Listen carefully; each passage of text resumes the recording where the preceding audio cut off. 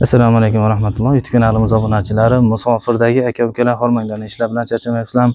Bugun Marg'ilon shahriga darvozamizni ustanovka qilib o'rnashtirdik. Xudo xolasa darvozamiz razmerlari bo'lni hozir obzorni qilib o'tamiz. Xudo xolasa eniga 3,5 metr bo'ldi, 3,50 bo'ldi, balandligiga 3,37 razmerda bo'ldi.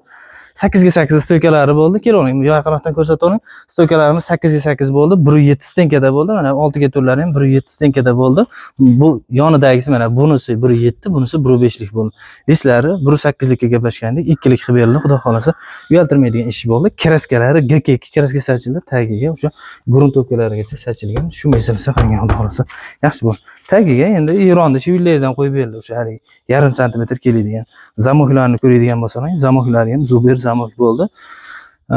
Shunaqa bo'ldi. Chekkalariga mana rezinkalarigacha yopishtirilgan. Xudo xolasa yaxshi bo'ldi. Okey, bir qator ko'rsataman. Ko'rsataman rezinkalarni. Mashinani. Ancha.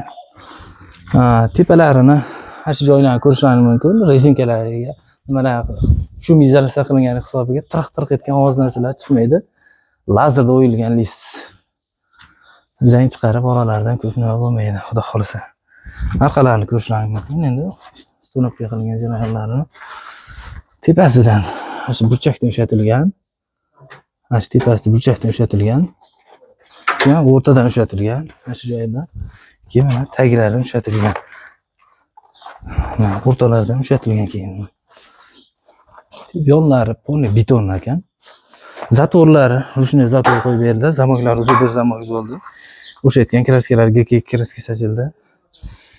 Musofirdagi aka-ukalar kimga shunaqa xizmatlar kerak bo'ladigan bo'lsa, bemalol aloqaga chiqib olasiz. Xudo xolasa uyaltirmaydigan ish bo'ladi inshaalloh. Shunaqa gaplar.